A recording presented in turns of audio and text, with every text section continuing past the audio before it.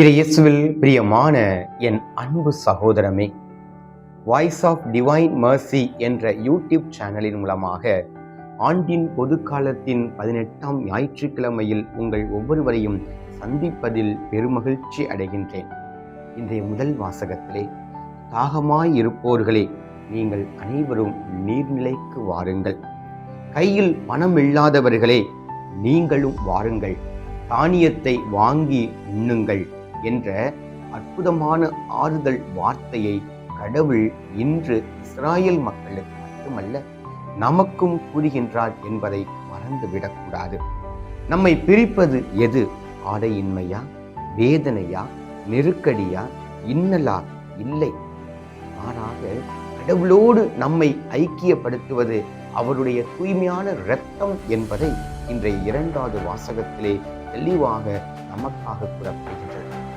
இன்றைய நற்செய்தியிலே 5000 பேருக்கு கடவுள் உணவளித்ததை பகிர்வும் பரிவும் என்பது கடவுளுடைய 2 கரங்கள் என்பதை நமக்கு எடுத்துரைக்கின்றது. பகிர்வும் பரிவும். பகிர்வு என்று சொல்லும் பொழுது ஆண்டவர் தன்னுடைய அன்பு சீடர்களின் மனநிலை உணர்ந்தார். ஏனென்றால் அவர்களிடம் இருந்தாலும் இல்லை என்ற மனநிலையை பார்த்தார். ஆனால் பரிவு என்பது உங்களிடம் என்ன இருக்கின்றதோ அதை கொண்டு வாருங்கள் என்று சொல்லியிருந்தார்.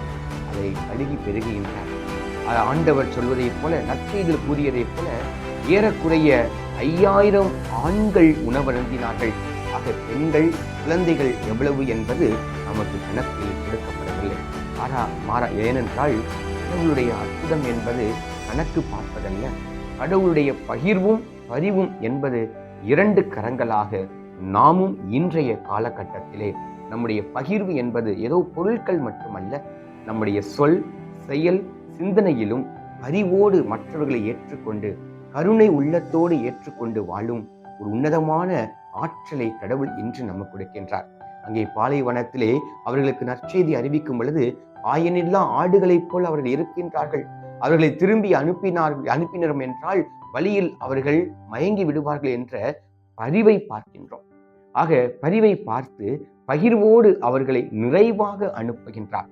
நம்மை சந்திக்கும் ஒவ்வொருவரையும் நம்முடைய வார்த்தைகளால் பரிவோடு அவர்களோடு பகிர்ந்து பேசுகின்றோமா, பகிர்வோடு அவர்களோடு பரிந்து பேசுகின்றோமா என்பதை சிந்திப்பதற்காகத்தான் நாம் அழைக்கப்பட்டிருக்கின்றோம் என்பதை மறந்துவிடக்கூடாது.